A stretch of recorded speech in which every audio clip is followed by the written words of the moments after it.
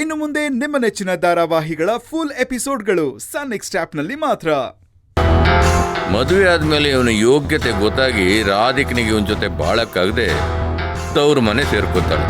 ರೀ, ನೀವು ಈ ಆಂಗಲ್ ಅಲ್ಲಿ ಯೋಚನೆ ಮಾಡ್ತಾ ಇದ್ದೀರಾ, ಆದ್ರೆ ನಾನು ಇನ್ನೊಂದು ಆಂಗಲ್ ಅಲ್ಲಿ ಯೋಚನೆ ಮಾಡ್ತಾ ಇದ್ದೀನಿ.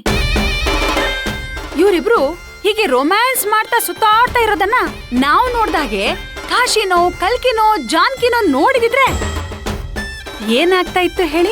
ಏನಾಗುತ್ತೆ? ಇವನು ಹುಟ್ಟು ಪೋಲಿ ನನ್ ಮಗ, ಇವನಿಗೆ ರಾಧಿಕನ್ ಕೊಟ್ಟು ಮದ್ವೆ ಮಾಡೋದ್ ಬೇಡ ಅಂತ ಮದ್ವೆನೇ ನಿಲ್ಲಿಸ್ಬಿಡ್ತಾರೆ. ಹಾಗೇನಾದ್ರೂ ಆದ್ರೆ ಆಮೇಲೆ ಏನಾಗತ್ತೆ ಹೇಳಿ? ಅದನ್ನ ನೀನೇ ಹೇಳ್ಬಿಡು. ರಾಧಿಕನ್ ಮದ್ವೆ ಒಳ್ಳೆ ರೀತಿಯಲ್ಲಿ ಆದ್ರೆ ನಾವೆಲ್ರೂ ನಿಮ್ ಅಡಿಯಾಳಾಗಿರ್ತೀವಿ ಅಂತ ಕಾಶಿ ಖಾಲಿ ಪೇಪರ್ ಮೇಲೆ ಸೈನ್ ಮಾಡ್ಕೊಟ್ಟಿದಂತಾನೆ. ಮದ್ವೆನೇ ನಡೆದಿಲ್ಲ ಅಂದ್ರೆ ಅವನು ಅವನ್ ಮನೆಯವರೆಲ್ಲ ಹೇಗ್ರಿ ನಮಗ ಅಡಿಯಾಳರಾಗಿರ್ತಾರೆ? ಆಮೇಲೆ ನೀವೇ ಜಾನ್ಕಿಗಿಂತ ಹೆಚ್ಚಾಗಿ ಆಳ್ಬೇಕಾಗತ್ತೆ. ಆ ರಾಧಿಕಾ ನಿಮ್ಮನ್ನಂತೂ ಸುಮ್ನೆ ಬಿಡ. ಕಣೆ, ನೀನು ಅಂದ್ಕೊಂಡ ಹಾಗೆ ಈ ಮದುವೆ ಆಗದೆ ಇದ್ರೆ ಸಮಸ್ಯೆ ನಮ್ಗೇನೆ. ಸರಿ ಬಾ, ಈಗ್ಲೇ ಎತ್ಕೊಂಡ್ ಗತಿ ಕಾಣಿಸೋಣ.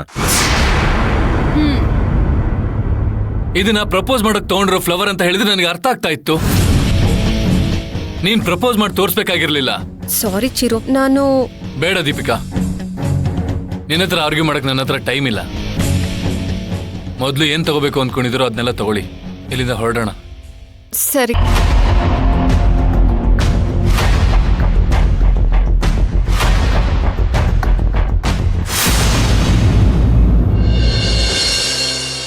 ನೀವು ಕಲರ್ ಏನ್ ಚೇಂಜ್ ಮಾಡೋದು ಬೇಡ, ಇರೋ ಕಲರ್ನೇ ಸ್ವಲ್ಪ ಬ್ರೈಟ್ ಮಾಡ್ಬಿಡಿ ಸಾಕು. ಸರಿ ಮಾಡೋಣ.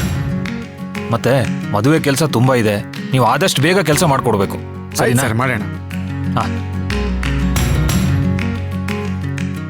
ತಗೊಳ್ಳಿ ಅಡ್ವಾನ್ಸ್. ಮಿಕ್ಕಿದ್ನ ನೀವು ಕೆಲಸ ಮಾಡಿದ ತಕ್ಷಣ ನಾನು ಕ್ಲಿಯರ್ ಮಾಡ್ತೀನಿ. ಸರಿ ಸರ್, ಆಯ್ತು. ಸರಿ, ಓಕೆ ಓಕೆ.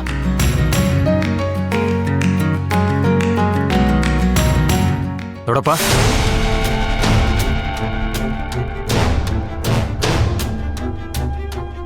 ದೊಡ್ಡಪ್ಪ, ದೊಡ್ಡಮ್ಮ ಬನ್ನಿ. ಹಾ, ಅಲ್ಲ ನಿಂತ್ಕೊ, ಅಲ್ಲ ನಿಂತ್ಕೊ. ಬನ್ನಿ. ಬಾ ಬಾ, ನಿನ್ನ ಹತ್ರ ಒಂದು ವಿಷಯ ಮಾತಾಡ್ಬೇಕು. ಅದನ್ನು ಹೊರಗಡೆ ನಿಂತ್ಕೊಂಡು ಮಾತಾಡೋದೇ ಸರಿ. ಏನ್ ವಿಷಯ ಹೇಳಿ ದೊಡ್ಡಪ್ಪ? ಅಲ್ಲ, ರಾಧಿಕನಿಗೂ ಚಿರುಗೂ ಏನಾದರೂ ಸಮಸ್ಯೆನಾ? ಇಲ್ಲ ದೊಡ್ಡಪ್ಪ, ಯಾಕೆ ಕೇಳ್ತಿದ್ದೀರಾ? ಏನಿಲ್ಲ, ಅದು ಚಿರುಗೆ ರಾಧಿಕನ ಕಂಡ್ರೆ